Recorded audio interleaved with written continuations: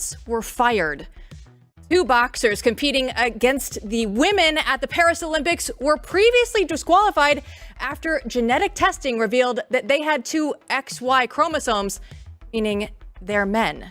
And last night, Kamala Harris raised over $4 million with an online White Dudes for Harris fundraiser. And yes, it was as cringe as it sounds. Blaze News Tonight starts right now.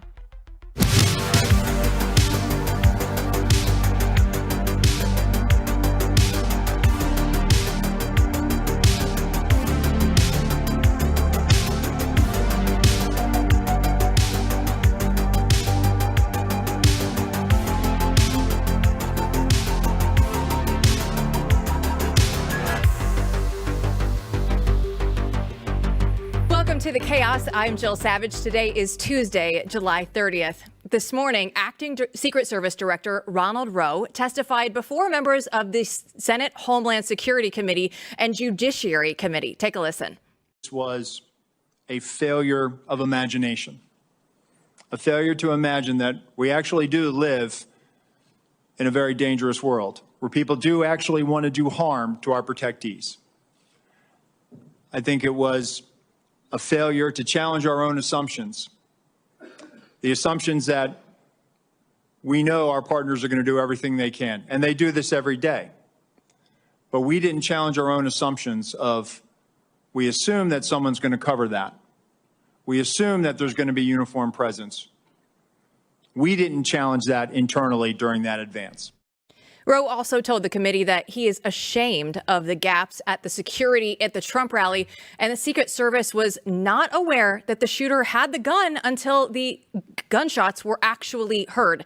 FBI Deputy Director Paul Abate told the committee that the Secret Service command post was informed of the suspicious person about 25 minutes ahead of the shooting, but they lost sight of him somewhere between 6:02 and 6:08 p.m. So to find out more about this confusion, we're going to hear the discussion between our panelists. Now, Matthew Peterson is editor-in-chief of Blaze Media, Steve Baker, investigative journalist for Blaze Media, and J. Michael Waller is a senior analyst for strategy for Center for Policy and the author of Big Intel, How the CIA and FBI went from Cold War heroes to deep state villains. So, Michael, let's start with you. What did you make of Rowe's testimony today? It makes me want to bring that other clown back to run the Secret Service. This is insane. I mean, it is insane, but I did feel a little bit of a change of tone between him and Kim Cheadle, though. It sounded to me like he was at least trying to answer some of the questions where Kim Cheadle was just not answering anything. Well, she wasn't answering anything, but he was answering it in such a pathetic way. It was like an invitation for other bad guys to come in and take advantage of it. This is really atrocious. You should have the most sophisticated, the smoothest, the most reassuring, the best informed spokesman for the Secret Service possible, and not some clown who said that they failed to imagine there might be bad guys out there. Yeah, Michael. Do you frame him as sort of the bureaucrat coming in who's trying to mop up the situation with almost I thought it's like an acting display where nothing is actually answered and my mouth is hitting the floor. What do they think they're getting out of him by sending him out there like this? I think this is the best that they had. And it shows the crisis of leadership in the entire Secret Service. If they can't bring out the sharpest person that they have as the leader, as the stand-in when the number one is gone, then it really shows how messed up the entire service is and what deep trouble we're in as a country. Michael, good to see you. Look, I was going down a checklist through that hearing today, and I agree with you. Much of what the acting director, Rowe, was saying, he seemed to be more forthcoming, certainly. Well, by all appearances, he was much more forthcoming than Cheadle was last week. But I was going down the list, and because we know so much about what was happening on the ground, I was checking those lists. Okay, that was a lie. That was an obfuscation. This was not exactly correct. Or this is something I don't think he really wants to talk about. What was your overall impression in terms of his actual veracity of his comments? That's kind of hard to say because his answers were just so pathetic that I would much rather he almost did try to mislead rather than say how pathetic things really are, because one of the powers of the Secret Service, it's like the Israelis, a lot of their power in fighting the bad guys and deterring attacks was their sense of invincibility. And as the Israelis showed last October that they were very vulnerable, the Secret Service has done the same. So the failure to really reassure the Senate and the public is a terrible disservice to the Secret Service itself, to the people under its protection, and to all of us in the country who depend on the Secret Service. It's no surprise it's a lot of chaos and miscommunication that we keep hearing out of these committees. Last week, we had 2 different FBI whistleblowers on the program, and they both thought that this was negligence. There wasn't anything more to this, that it was hot outside and guys sometimes leave their post. Do you think that this was the shooter slipping through the cracks, or now after what we've seen, do you think it's something more? It would be irresponsible to rule anything out. I think it's negligence, and often maybe willful negligence. For example, you might have the heads of the Secret Service say, you know what, I'm not going to bother putting the best of the best in there to guard Trump. I'm just going to let it be thrown together however it's going to be. That in itself is opening us up to a terrible vulnerability. But in terms of an actual plot, I don't think so right now, but I certainly would think it's irresponsible at this early stage to rule anything out. After reading through your recent book, Big Intel, a couple of times, and I recommend everyone pick that up, the one thing that I'm not so sure about, as forthcoming as Paul Abate seemed today, of course, he's the deputy director of the FBI. Do we have any faith that the FBI, as the lead agency investigating this assassination attempt against former President Trump, is going to, are we going to learn the truth? Have we learned it so far from the FBI? I mean, think of it. This is the bureau that set up, they started a fake counterintelligence investigation based on material from Hillary Clinton's campaign, resting on a dossier by a foreign former intelligence officer and a Russian who the FBI thought at the time was still working for Putin. They built a whole counterintelligence operation on there called Crossfire Hurricane to besmirch and destroy a candidate for president. Now we're expecting that same bureau to be fair with us on this? I don't think so. Yeah, let's talk. Yesterday on the show, we spoke about a lot of the evidence that this shooter was prepared and took a lot of steps in order to get where he needed to be. Steps that, in fact, most 20-year-olds maybe wouldn't take. And that leads to speculation about whether or not he was groomed. And Steve's been doing some interesting work on this, and people have been coming forward to talk about it. What are your thoughts about, his careful planning? I mean, rangefinder, drone, goes there twice and then turns off his phone. Do you have any thoughts about that? It shows a degree of sophistication beyond what most 20-year-olds would have, but it doesn't show extreme sophistication. It really shows more the complete ineptitude of the Secret Service itself, which should have detected a drone, which if they did find a suspicious person, they should have said, Mr. Trump, you're not to go on that stage now. There's a security issue that we have to nail first. That's not an unusual practice for the Secret Service to do. So for a 20-year-old to outwit the Secret Service the way he managed to do, on the one hand, it's very serious from a Secret Service standpoint, but it does raise a lot of questions that need to be followed. Did this guy act alone? Was he groomed? Who inspired him? Usually presidential shootings or assassinations in general are inspired by someone or something, and that's what we haven't gotten to the bottom of yet. One of the big concerns is the day after the shooting, the FBI issued a statement saying that the evidence indicates that the shooter acted alone. There was an interesting comment made by Blackwater founder Eric Prince, in which he said, and this is to your point, is that if a 20-year-old can outwit the Secret Service, what are they going to do when 10 Hezbollah agents move against one of our presidents? Right, and this opened it up for the whole world to see just how empty the Secret Service is and how easy it is to shoot Donald Trump or any other candidate for public office. Michael, thanks so much for joining us here today. And Steve, I want to ask you before we go, is there anything else that we're missing? Because I know you had your ear on the testimony the whole day of Ronald Rowe. Yeah, there was actually something that I don't know that anybody else caught. And under the questioning by Senator Ron Johnson to Acting Director Rowe, he was asked if the recordings that day from Secret Service radio comms were memorialized. In other words, were they recorded?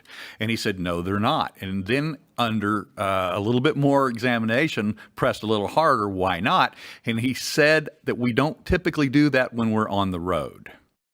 And my radar just went boom, full off. Because in my own investigations of, like, for instance, the Capitol Police, there's a reason why Capitol Police don't wear body cams. It's because their protectees do not want to be seen and heard and recorded. And when Secret Service protectees are on the road traveling away from home, they don't want to be recorded either. You keep up this kind of work, we're going to make you move to Dallas so that you can be on the show every single day. I love having you here in town. Thanks so much, Steve. The Biden administration decides to pull the plug on the biggest ICE detention center coming up.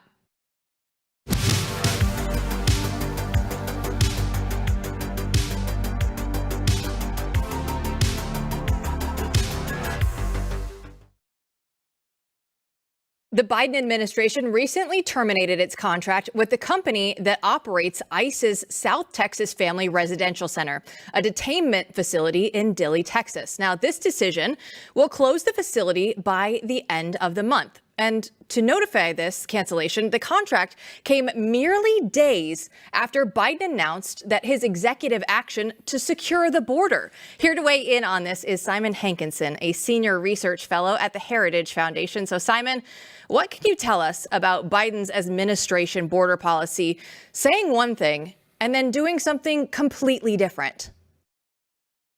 Well, throughout his term, and certainly this close to the election, they're walking a tightrope to try to show that they're doing something about what everybody can see as a disastrous situation at the border with millions of people being let in and also not doing anything, which will anger their base. I mean, there's a significant number of elected Democrats and voters, maybe not more than 15%, but they're hardcore committed against any kind of enforcement, and they don't want to be detaining anybody. They want to be treating this like they treat crime in cities, where basically they don't punish anything and they let people go. So I think this is probably just an effort to shuffle the deck chairs a little bit, and not actually anything that's going to change any realities on the ground.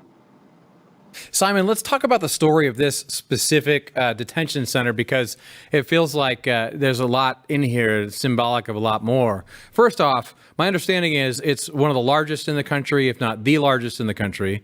And then it was built in response to all the controversy over, you're locking up children and separating families. So it's built to house families together. So my understanding is this is one of the largest detainment facilities in the country. It's built to house families. And all of a sudden they're saying, oh, no, we don't need this at all, and we're getting rid of it. Is that right?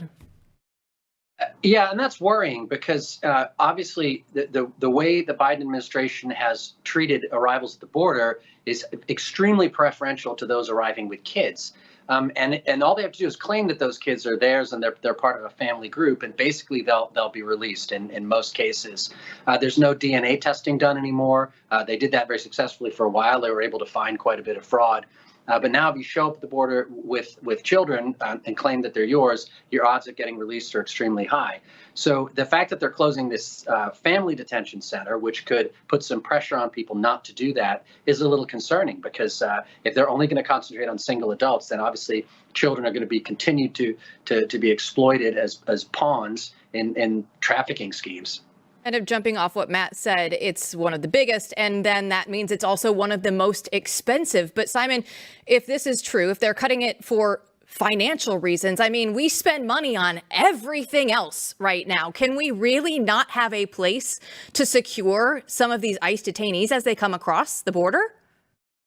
I find that totally not credible, because in every budgetary request, the Biden administration has actually asked for fewer detention beds. I think it's something like 41,000 is the level authorized now, and that was probably because of pressure from Republicans behind the scenes negotiating the budget deal. The Biden administration was only asking for something like 31 or 32,000, and they never filled them. Throughout the administration, when they were letting people go by the thousands, including people who were on the terrorist watch list and people from what they call special interest aliens from countries that have security concerns and terrorist groups and all kinds of issues, they were not detaining the full capacity that they had and that they were paying for. So I find that probably the least convincing excuse. In this article at theblaze.com, written by Candace Hathaway, she did a great job on this piece and talked to many people, yourself included. You say something in there that's very interesting and disturbing about what this means for the next few months between now and January, and what the plan is or what's going to happen. I don't know if it's a plan or not, but can you lay out for us, how do you think this is going to play out in terms of letting people come across the border as, Biden dilapidates in the White House and is a lame duck president? Well, in her previous career as a senator and as a prosecutor, Harris was always part of this sort of abolitionist movement. It's not the abolition of slavery; it's more the abolition of the criminal justice system, or at least reforming it in a way that stresses sort of social justice and rehabilitation much more than actually detaining or punishing people. The job of the Department of Homeland Security at the border is to deter people from coming in, to detain them if they get in anyway, and to deport them unless they have proved that they have the right to remain under our immigration law.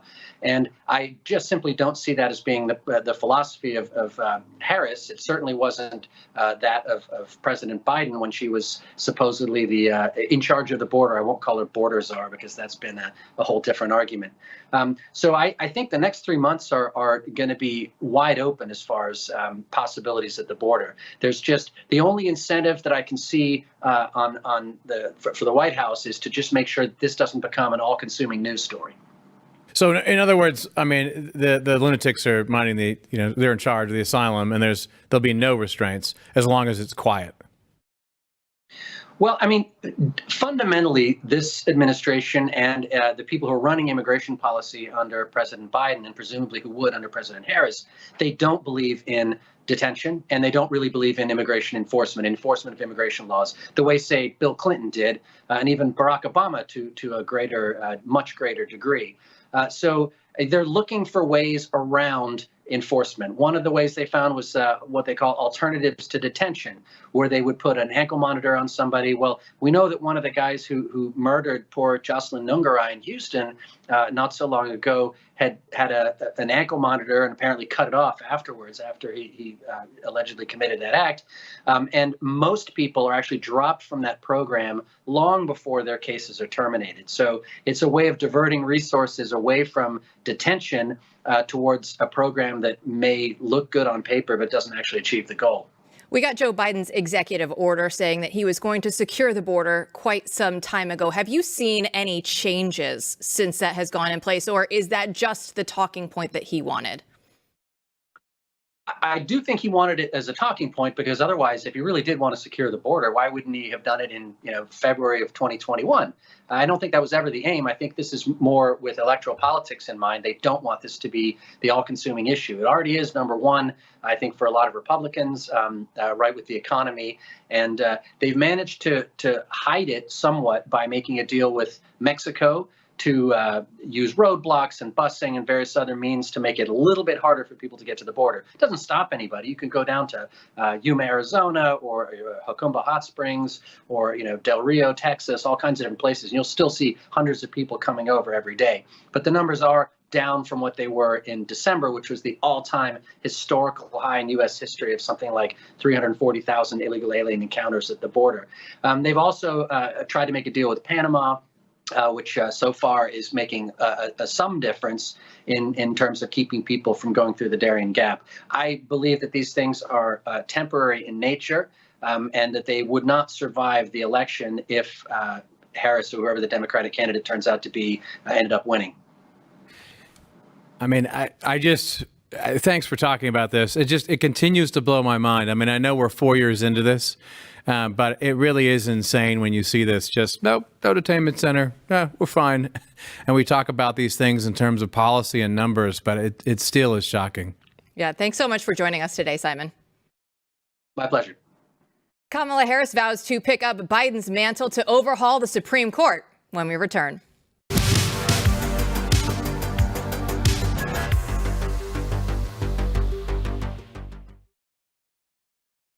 Yesterday, we discussed Joe Biden's radical plan to completely overhaul the Supreme Court, including introducing term limits for justices.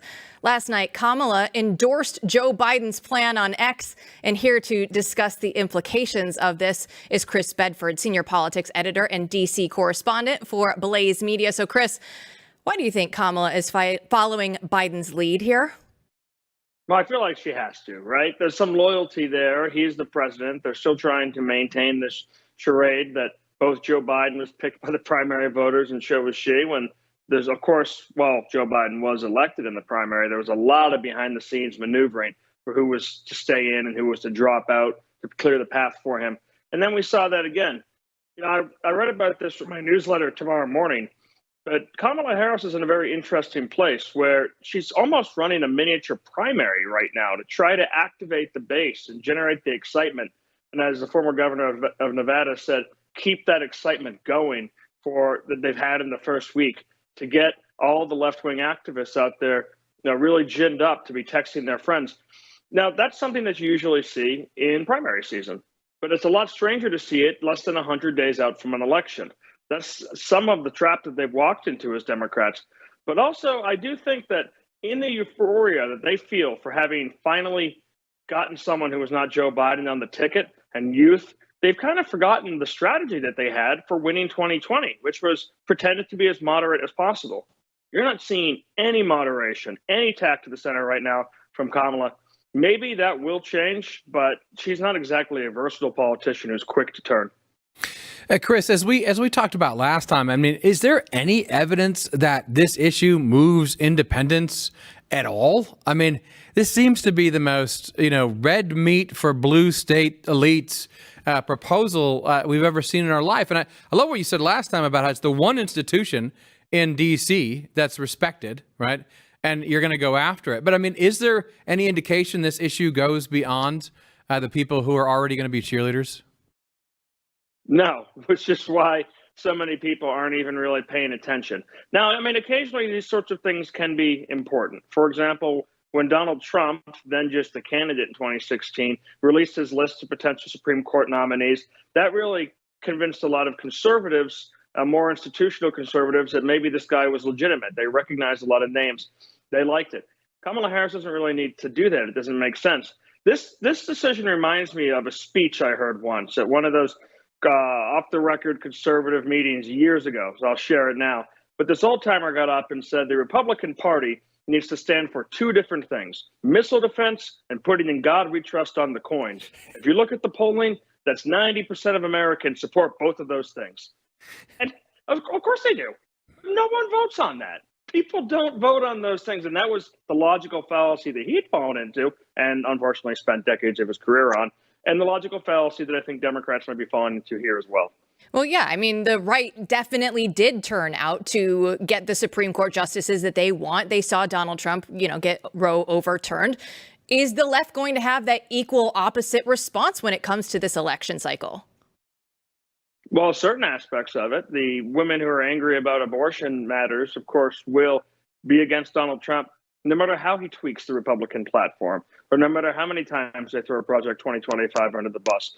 They're essentially wedded to each other politically. There's not going to be a lot of just forgive and forget, and he's blamed for that. And I think he actually deserves credit for it. So it may be correct there. Those people will be motivated. But as Matt was pointing out, these Supreme Court things are so down in the weeds. The only thing they really signal is that the American left, as we already know, the Democratic Party, is extremely unhappy with having the first court since basically FDR, who's telling them repeatedly, no, no, no. And FDR threatened to tear up the court. Back then, I think when Americans were more invested in their institutions, there was a massive outcry from his party, and he ended up retreating from this position.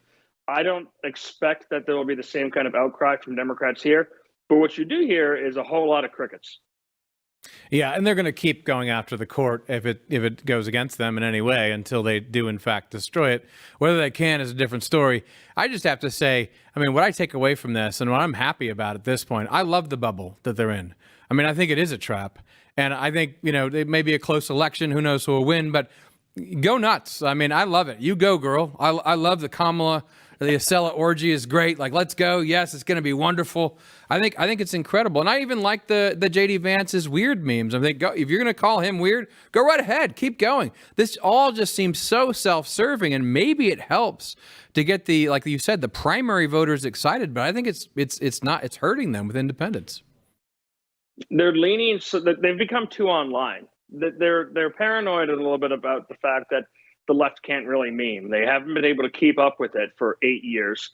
And now they've got a few things. They've got Dark Brandon. They've got JD Vance is weird. They have the ridiculous couch lie, which is being repeated all over the place.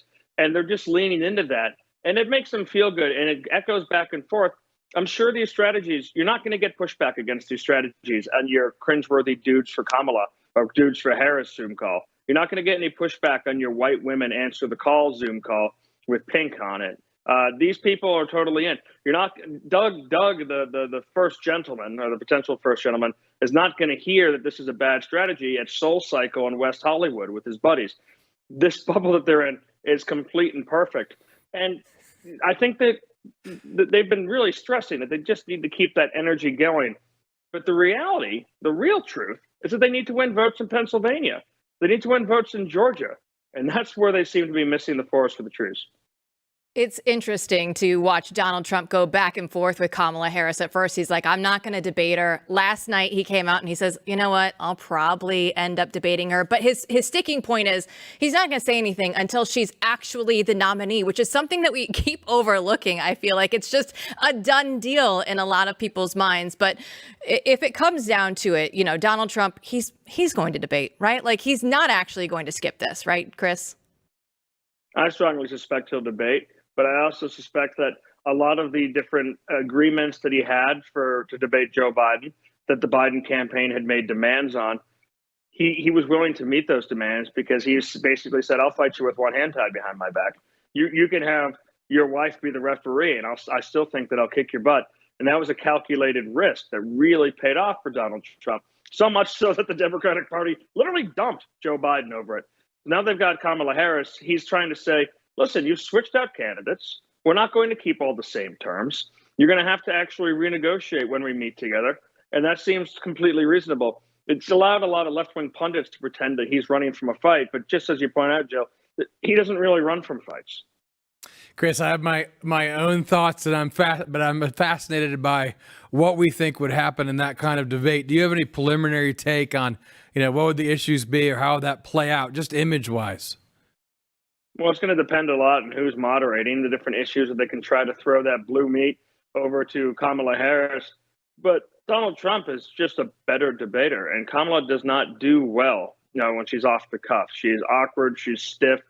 She says things. She doesn't. I'm sure this might be different, but her staff has long complained that she just doesn't do the homework. They make the briefings for her, and she just kind of wings it. She's not even the kind of politician who can just repeat normal Democratic platitudes because she doesn't know them all. So then she has to go off the cuff.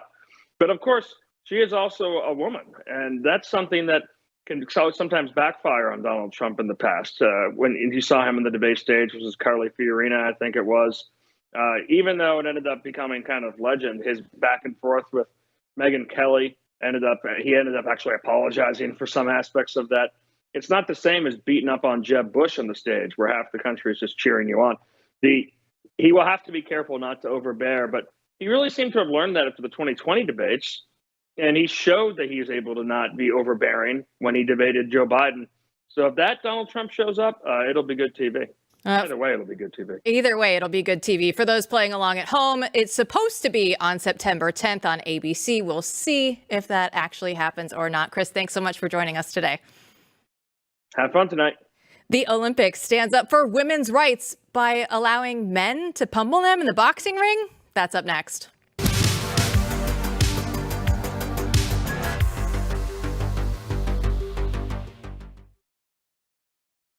Two boxers, Iman Khalif of Algeria and Lin Yuting of Taiwan, are competing in the Paris Olympics despite failing gender eligibility tests at the Women's World Boxing Championships in New Delhi last year. Now, both were disqualified after the test revealed that they had XY chromosomes.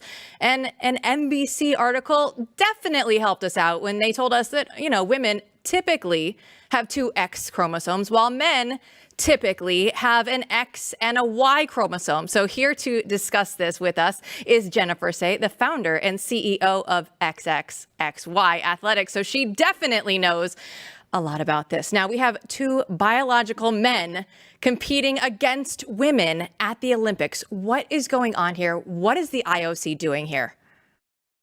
Well, the IOC spokesperson said, it says female on their passport, so we're going to just trust that. I mean, it's just astonishing. The Chinese gymnasts have lied repeatedly in the Olympics about their age. You really think that individuals and governments wouldn't lie about the status of an athlete on their passport in order to win medals? I mean, it's incredible. The thing that never happens, that we keep being told never happens, that it's just this tiny little thing that never happens. It's the Olympics. It's happening in the Olympics. It's happening at the NCAA finals. It's happening at the state track championship in Oregon and in Washington, and it's happening at the local high school. It's happened over 700 times in the last few years alone that males have stolen medals and trophies from females. We have that clip from the IOC chairman. Let's go ahead and listen to him. Just tell us, hey, again, female on the passport, it's fine.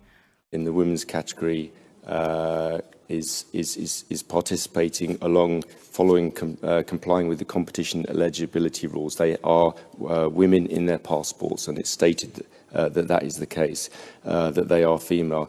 They're competing in the women's category.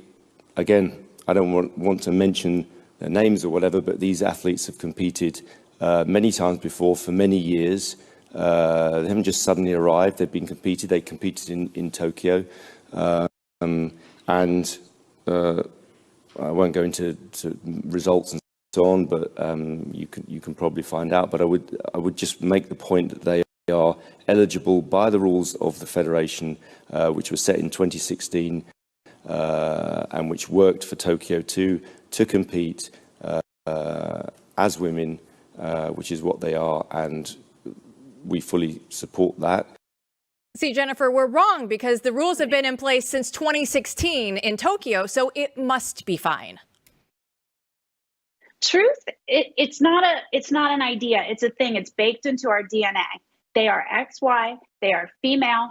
And women are basically being told, these hardworking female athletes, these boxers, which is the most dangerous sport where you could have this happening. They're being told that in order to be nice, they need to sit down, get punched in the face, and give up their medal and their trophy and everything they've worked for because they're abiding by the eligibility rules. I, for one, am done being nice about this. It is so wrong. In this case, it is so dangerous. These male athletes, they don't even seem to be pretending to be female. I mean, it's astonishing. It really seems like just outright cheating. Jennifer, from your vantage point, I'm curious, just two things, zooming out at two different levels. One, do you think this incident is there a mushroom cloud here? I mean, are people really getting upset given the visibility that the Olympics allows for? It's an enormous audience. Do you see that happening in this particular example? And B, how do you gauge where people are at on this? Are people becoming more and more fed up, or are they more and more accepting? I think people are becoming more fed up. Look, the latest Gallup poll, which is anonymous, 70% of Americans said that they believe that women's sports and spaces should be protected. But I will tell you, as somebody who's outspoken on the matter, it certainly doesn't feel like 70% of Americans agree with me and my brand, XXXY Athletics. That said, when you see something as ridiculous as this situation at the Olympics with these boxers, I think people become more and more willing to stand up and take the slings and arrows in order to defend truth and to defend women. So, I think slowly but surely we will get there.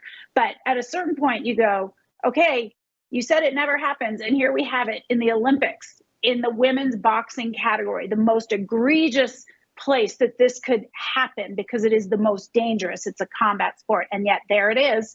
And the Federation and the IOC are defending it. And they're forcing us to further lies that if a male says that he is female, that he can compete in women's boxing. Well, I think people are done. I think people are going to stand up and refuse to accept that lie. What I love about this is that you have skin in the game. Your story is incredible, and what you're doing is incredible. And I think you're part of a countercultural movement, a commercial cultural movement that doesn't have a name yet, because there's many people who are actually building brands based on the truth. Can you tell us a little bit about that, an update on what's going on with your company? Yeah, my brand is 4 months old, so we're just a baby brand. It's called XXXY Athletics, and we are the only athletic brand to stand up for women's sports and spaces. We believe in truth. We believe the truth, which is that male and female bodies are different. And as I looked around, as a former elite gymnast when I was a child and a former executive and for a very well-known brand, Levi's, I looked at the other athletic brands out there and I thought, well, gosh, no one's really standing up for women. They all pretend to, but they're not doing it. Well, I can do that. I can start my own brand that is willing to say true but uncomfortable things. I can take the slings and arrows that come with that and hopefully influence and inform the culture. So we've only been around 4 months, but it's going incredibly well. People have leaned in. We have been censored right and left. We were banned from advertising on TikTok.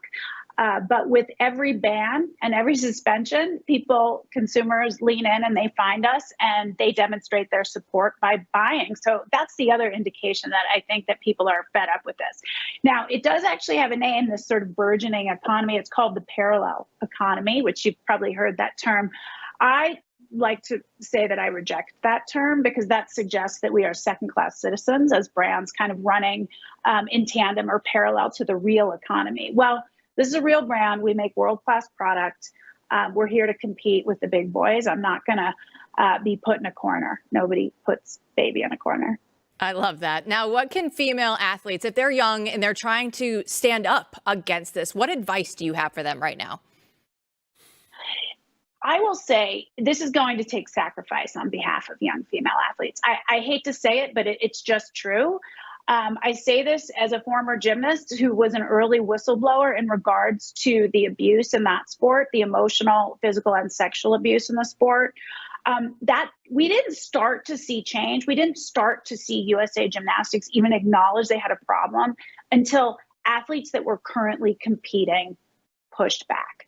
And so I really think we need currently competing athletes, young women across age groups and sports and governing bodies from NCAA to, USOPC to stand up and say enough. And, I know a lot of people don't like when I say this. I think that if they stood down en masse and said, we're not competing against males, it's not fair, I think it would start to change pretty quickly.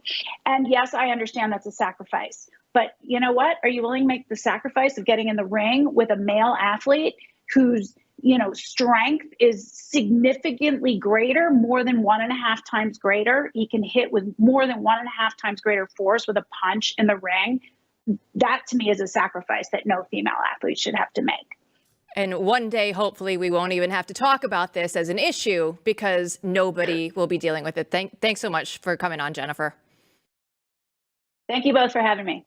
Tactical memes are deployed against white dudes for Harris. We'll give you a crash course on internet trolling. Don't go anywhere.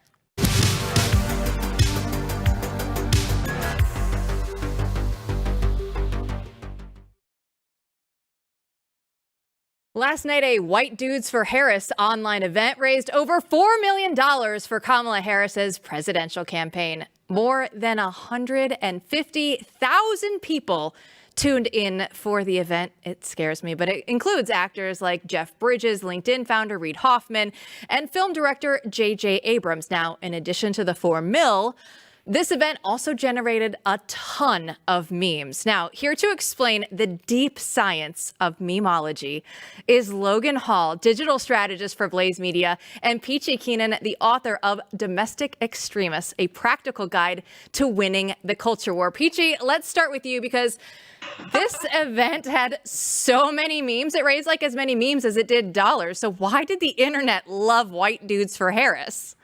Well, I think it started from the first shot of the guy, the white dude. I think he was a dude. Honestly, I'm not sure what gender these people were. He had a ponytail.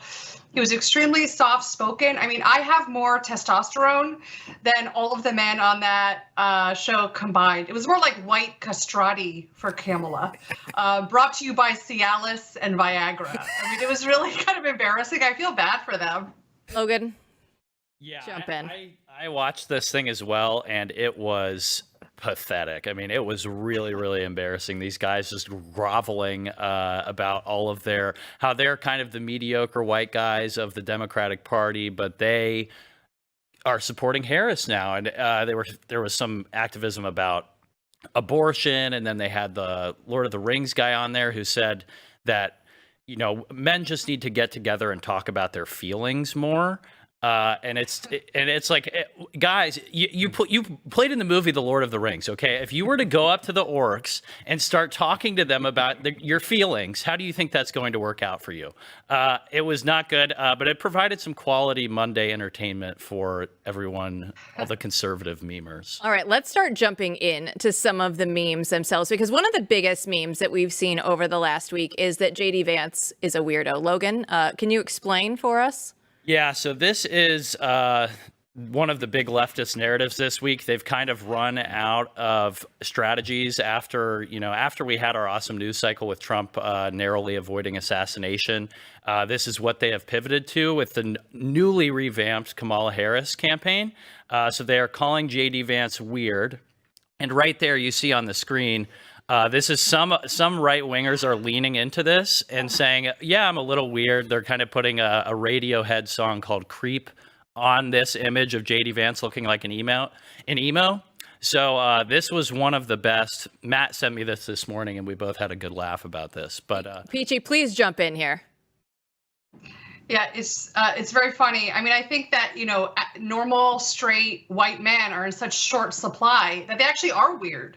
Like if you see one in the wild, like it is a little bit shocking. So, I mean, I think leaning into weird is funny, but as someone I know told me that us even acknowledging, like worrying about like the weird meme is like a high school quarterback being worried that the girl he's ignored all through high school thinks he's weird. Our best reaction to this is just sort of to like totally ignore it and laugh at it. It's very, very female. It's very feminine. I think this next one is the JD Vance as the Joker. I think this one's actually pretty cool. That's a really quality one I found this morning as well. And that's with the Joker quote, I believe whatever doesn't kill you simply makes you weirder. And that's kind of like the Joker moment in The Dark Knight and Batman. So that's where that meme came from. That's one of the really good ones. There were a lot of these going around recently. And also there were some really good ones showing like Democrats at these drag shows and all the other weird stuff that they do and kind of, trying to turn the narrative on them. So just to put a pin in this one, it's interesting that the one approach on the right has been, actually, you're weird, which is true. But I like the jujitsu here, which is, oh yeah, I'm weird. And I'm also heterosexual weird, which actually makes me a rock star. Well, but ultimately, I do think Peachy is right. Like these are, I like these a lot. But I think the real reply is there's not even a reason to respond to this. If they want to call him weird, that's fine. But what is weird and is interesting is this going back to the white males for Kamala, which, by the way, I'm waiting for. Of course, that means we can have a white males for Trump event soon. I'm sure no one it'll go over the exact same way, you guys. It'll be fine. Don't worry. Totally fine. Yeah, I think the one of the key points here too is that there are two different, there is a good type of weird and a bad type of weird. And when we say weird, we're talking about people who on the left who look like freaks. And when they say weird, they're talking about like normal people with regular families and jobs and That's their idea. Yeah, to that point and to what Peachy has been saying this whole time, when libs say weird, it's a girly way of expressing generic social disapproval. When conservatives say weird, it means they sense someone might be a child molester. Peachy, do you want to touch that one first? Yeah, it's very female. I was thinking watching the white dudes thing is that the only men that liberals like and approve of are guys who pee sitting down. If you do that, that's not weird. But a man who's actually just like being a actual dude, that's very weird. And I think it's weird to them. I think what they really mean is it's threatening. Like they don't know what to do if you're a man and you're not questioning your sexuality or your masculinity. That is very threatening, I think, to male feminists. And as we know, and I tweeted this yesterday, male feminists have much higher rates of erectile dysfunction, and it's been documented in like medical studies, and because they are like unsure of their own gender. So, who's the weird ones here?